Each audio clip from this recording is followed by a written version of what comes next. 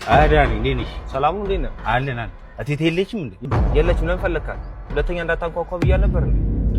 ፖሊስ ጣቢያ መጥሪያ ሰጥተውኛልና ከሰው ጋር ትንሽ ተጋጭቼ እና ከታሰርኩኝ ዋስ እንድትሆኑልኝ እኛ ምን አገባን ታዲያ? በፈልገ በገባው ጣጣ ውስጥ እኛ ምን አገባን? ራስህ ትወጡ። ጓደኛ ነው ብዬ እኔ ባቀረብኩ መናናቅ አለብን እንዴ? ወንድም ሻኑ እንዴ? ቴቴም እናቴ ነኝ። በእናትህ ተው፣ በእናትህ ሁለተኛ ይሄን ቤት እንዳታንኩ።